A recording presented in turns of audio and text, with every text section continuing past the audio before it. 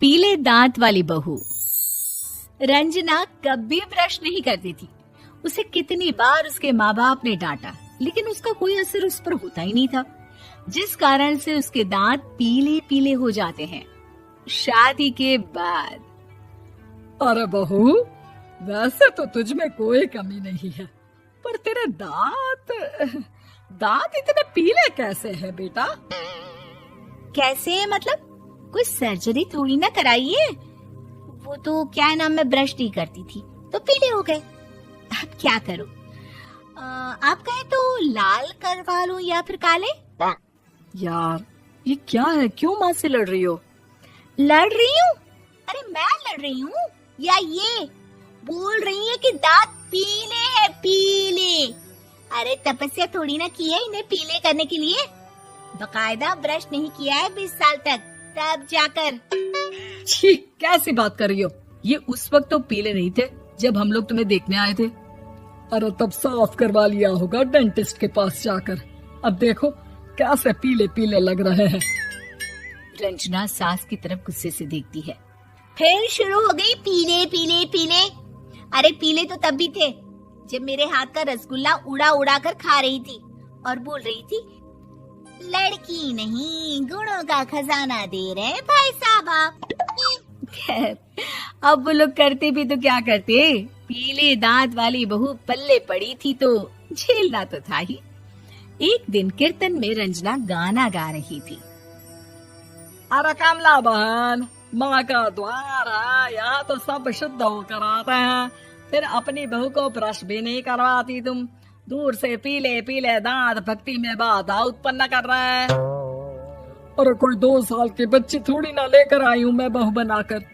अच्छी खासी लड़की है, अरे कैसे करवाऊं ब्रश? ये तो उसे खुद करना चाहिए ना। अब माँ बाप तो इसके जैसे तैसे निपटा दिए, ये नहीं सोचा कि सास कैसे संभालेगी। सास बहू को लेकर घर आ जाती है, लेकिन सोच लेती है कि अब इसे लेकर कहीं नहीं जाएगी। अगले रोज बहू कहती है, अरे क्या हो गया, मंदिर नहीं जाना क्या?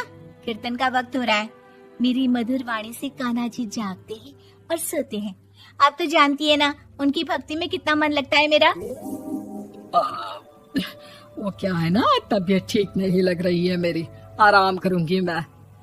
तबीयत ठीक नहीं लग रही? अभी तो मिथुन के गाने पर नाच रही थी आप, और अब बोल रही है कि तबीयत ठीक नहीं लग रही। अरे भक्ति में मन लगा लो सासू माँ, ऊपर जाना है, क्या मुंह दिखाओगी आप? हाँ? सास को बहू की बात पर गुस्सा आ जाता है। मैं क्या मुंह दिखाऊंगी, इसकी चिंता तो ना कर, समझी? अपने मुंह की चिंता कर, जो ये पीले पीले दांत लेकर हर जगह पहुंच जाती है। पता है लोग कितना मजाक बनाते हैं। ना जी ना, मैं नहीं जाना कहीं तेरे साथ। तो ये बात है। कोई ना, मत जाओ, मैं अपने कमरे में ही बैठकर भक्ति कर लूंगी। ऊपर वाला दांत थोड़ी ना देखता है, मन देखता है, भावना देखता है। और अरे बस बस, तू सब कुछ दिखा, बस ये सफेद चमकदार दांत ना दिखाना किसी को, है? जा यहाँ से। बहू को सास की बात का कोई फर्क नहीं पड़ता। वो तो जैसी थी वैसी ही रह जाती है। सुबह नहाकर किचन में खाना बनाना, फिर खाना खाना, कीर्तन भजन करना और सो जाना। एक दिन, माँ जी मैं सहेली के घर जा रही हूँ, शाम को लेट आऊंगी। हाँ हाँ तो जाना, मैंने कौन सा तेरी आरती करनी है घर पर बैठकर। रंजना सहेली के घर जाती है, जहाँ वो पार्टी में जाने की तैयारी कर रही होती है। अरे शिखा, कहाँ जाने की तैयारी कर रही है? मैं गलत वक्त पर आ गई क्या? अरे नहीं यार, उल्टा सही वक्त पर आई है। मैंने ये साड़ी और ज्वेलरी निकाली है यार, शाम को इनके ऑफिस की एक पार्टी में जाना है। बताना कैसा लग रहा है ये सब? नहीं यार, इस ड्रेस के साथ तो वो वाली ज्वेलरी अच्छी लगेगी। हाँ हाँ सही बोल रही है, मैंने ध्यान ही नहीं दिया। वैसे तो हमेशा से मस्त फैशन सेंस रखती है। तो बड़ा जाती होगी ना पति के साथ पार्टी में। रंजना कुछ नहीं बोलती, बस सोचती है कि यार काश ये बात सही हो जाती। पर मैं क्यों नहीं जाती पार्टी में? क्या इन लोगों की कोई पार्टी होती नहीं होगी? रंजना घर आती है और रात में पति से सवाल करती है, एक बात बताइए, आप मुझे किसी पार्टी में क्यों नहीं ले जाते? क्या आपके यहाँ ऑफिस में पार्टी नहीं होती? पति बेचारा क्या कहता कि दांत पीले हैं तुम्हारे इसलिए। अरे कोई पार्टी होती नहीं हम लोगों के ऑफिस में, तो कहाँ से लेकर जाऊं? और मार्केट, मॉल, कहीं वीकेंड घूमना, कहीं तो। अरे यार सारे हफ्ते में एक छुट्टी मिलती है, तो सोचता हूँ कि आराम ही कर लूं। क्यों? रंजना मन मार के रह जाती है। पहले कभी सास के साथ मंदिर जाया करती थी, लेकिन वो भी सास ने ले जाना बंद कर दिया। घर बैठी बैठी रंजना बोर हो जाती है। तभी उसे आइडिया आता है और वो मायके जाने का सोचती है। सासू माँ, 2 दिनों के लिए मम्मी के घर जा रही हूँ। अच्छा अच्छा ठीक है, आराम से जा।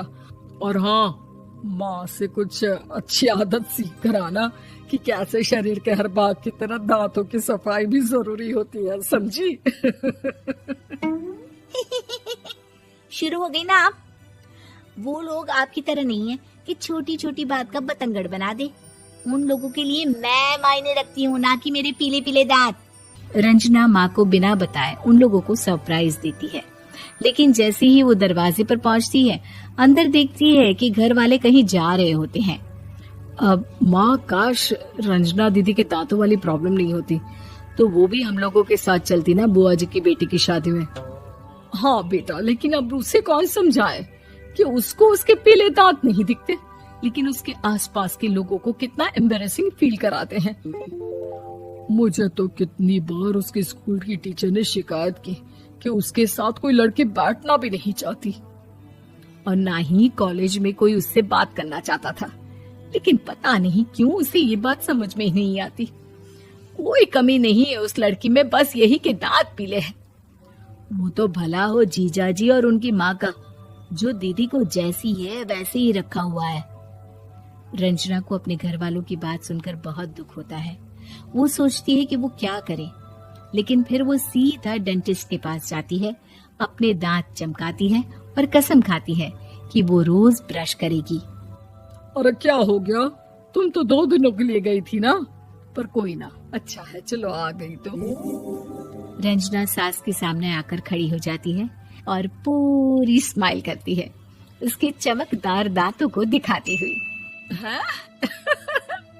चले मंदिर। माँ, मुझे माफ कर दीजिए, मैंने आप लोगों को बहुत एम्बैरेसिंग फील करवाया। मैं आज से रोज ब्रश करूंगी।